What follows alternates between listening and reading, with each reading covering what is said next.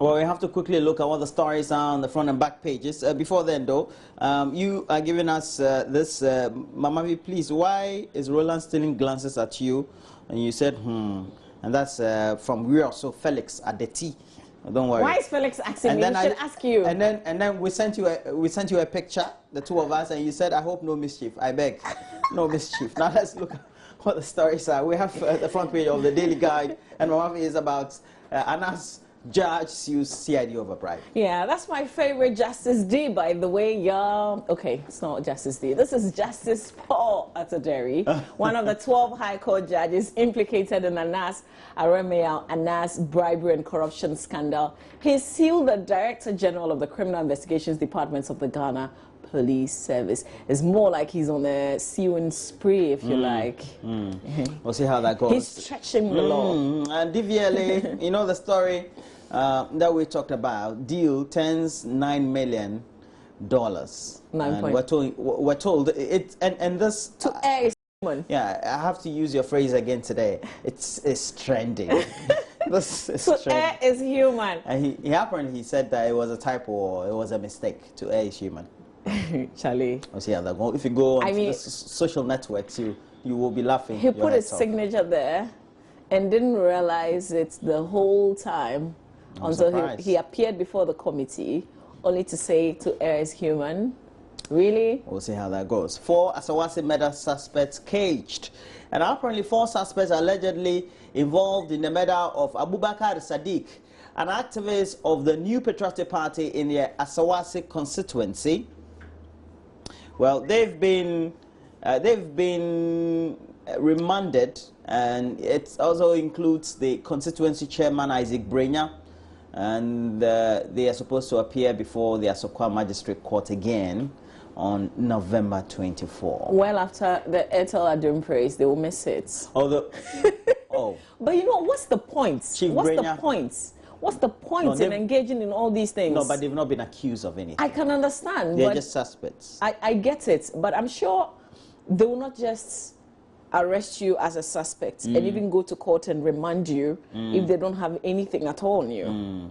But I mean, the point is, we're supposed to be, if you form a political party and I want to join, should I be engaged in all these things? I mean, is it necessary? No, it's not necessary. You leave your family. Yeah. I mean, everything that you built for yourself, and you go and sleep in some jail somewhere. You know, the thing I keep thinking about is, Mama V, the point is that top political elite will never send their children, their kinsfolk or kinsmen, or their friends to go and do that.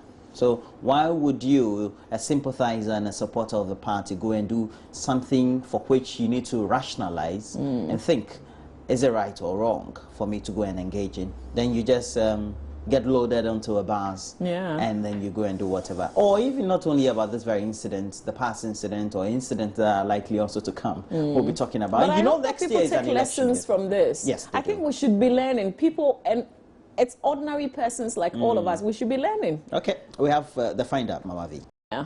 All right, this one says, BDC's cry for fair play between private companies and government institutions. Story says that the Ghana Chamber of Bulk Oil Distributors is calling for fairness and non-discrimination in the administration and implementation of policy actions governing forex supply, privileged margin, zonalization, and the use of industry infrastructure, among others. Also, don't make Power Minister scapegoat.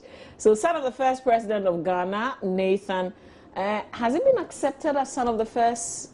But his name is Nathan Kwame Nkrumah. He stated that President John Mahama should not use the current Power Minister, Kwabena Donkor, as a scapegoat if the power crisis is not resolved. Here's what I want to say to Nathan. It's not President Mahama who said that. It's the Power Minister himself. So I get the sense that he's going to resign and not be sacked. We'll see how that goes. Yeah. Don't make Prime Minister scapegoat. And so the next one is about MPP youth, women's organizers remanded. And it talks about an Asokwa Magistrate Court remanding the 3 suspects. Now, it's supposed to be 4 according to one of the stories. But you know, this is youth organizer, women's organizer. And then they have the constituency chairman. They are just suspects, though. I get it. The General Telegraph has a story, and we just quickly have to go. Telecom companies summoned over box fraud, and reports available to the General Telegraph indicates that the Chief of Staff, Julius Debra, has summoned an emergency meeting with the players in the telecom industry today. We don't need summons. Well, let's copy what Nigeria did. If somebody, if any telco, I mean, they make a lot of money. If they do something, let's find them huge. Sharp. Alan Chiramanting urges MPP to rise above party crisis. A leading member of the MPP, Alan Chiramanting, has expressed regret over the infighting in the party and prevailed upon the rank and file of the members to rise from the crisis, to be stronger, to make sure they go into battle 2016 general election with a united front. And on the front page of the BNFT, Mamavi is about ICT Chamber to pay $83 million to retain LTE. All right. Also, Tala output helps bridge gas deficit, we're told. And change of guard at UT Bank. Amwabing out and Ante Esimin in. So this story, you know, broke yesterday. Prince Kofi Amwabing bowing out at the end of the year, we're told. So that's it for some of the newspapers. The headlines in the newspapers as captured by myjoyonline.com. We go to the website proper. My country has run out of power, Mahama admits in France. If you're interested in the story, you can read details of it. Just go to our website, myjoyonline.com. Let's check out what City FM is reporting, Roland. So we look at City FM. And we get a summary of what the stories are, Mama. It talks about Anas Tiger IPI is a fraudulent company, I'm sure, alluding to whatever it is in relation to the statement by Martin Amidu. MPP killing Asawasi, MP fears reprisal attacks.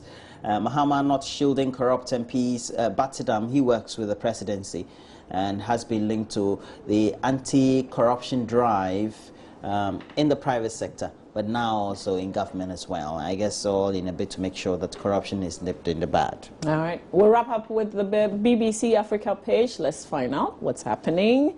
El Nino threatens millions in Africa. Oh, really? El Nino?